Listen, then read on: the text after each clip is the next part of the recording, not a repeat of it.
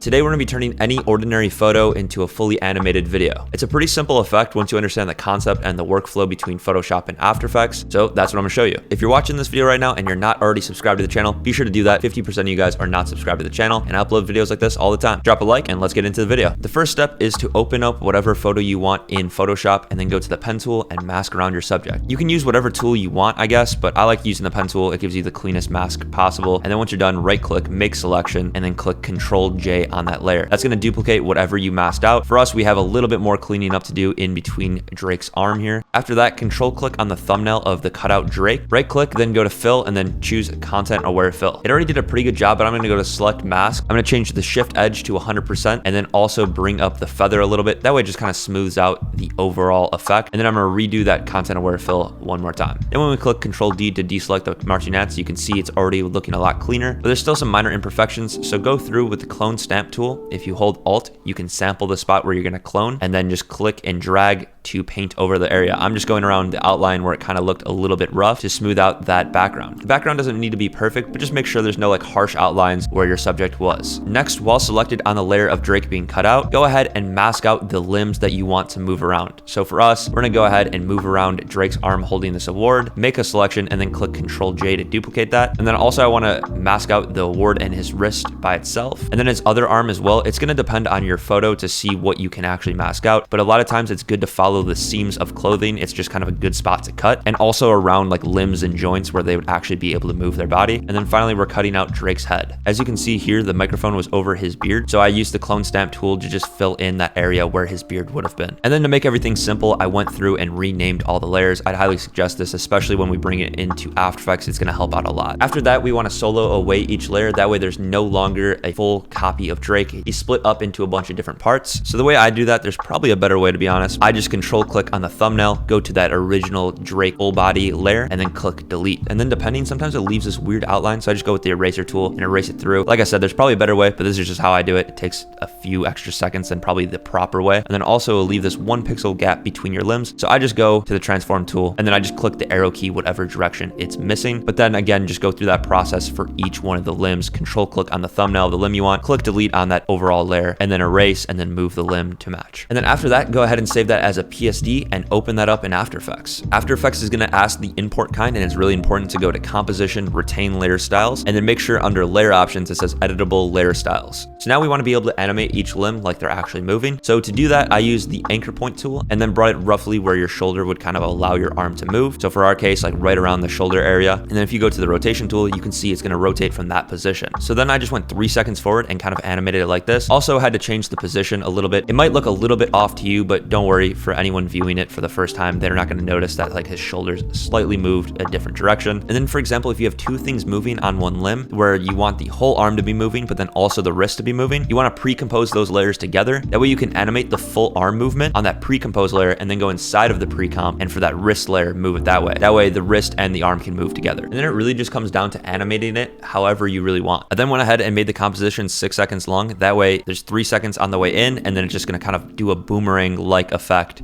on the way out. So I'm just copying and pasting all the keyframes from that first frame to the last frame. That way when it gets to the end, it doesn't actually look like it's ever ending. It's just kind of bouncing back and forth like a boomerang. But now we still have areas where Drake's limbs are kind of cut off in the bottom, you can see here. So I went ahead and pre-composed all of the layers of Drake together, scaled it up a little bit, and then basically did the opposite. So the background started off zoomed in and then zoomed out. So I'm making Drake start off zoomed out and then zoom in. So it kind of has like that parallax looking effect. And then to make this animation a little bit more interesting, I brought on heat wave to the layer of Drake, made it pretty mild, and then brought on heat wave to the background layer and made it a little bit more intense. And then I also added add grain onto the layer of Drake, made it pretty mild, and then brought it onto the background layer, made it a little bit more intense. After that, I thought it'd be nice to have like this vintage look. So from Tiny Tape's vintage film matte pack, I brought on one of the overlays. I'll have it linked down in the description if you're interested. And then basically applied the same exact concept. I had the film frame just scale in just a little bit in that boomerang effect, and then also added some Gaussian blur and keyframed it like everything else. That's pretty much the whole entire effect. Hopefully you guys enjoyed. If you did, be sure to drop a like in the video. If you're not subscribed, be sure to do that. 50% of the people that watch these videos are not subscribed to the channel. I make videos like this all the time, and it's completely free to subscribe. But I will see you tomorrow. Peace.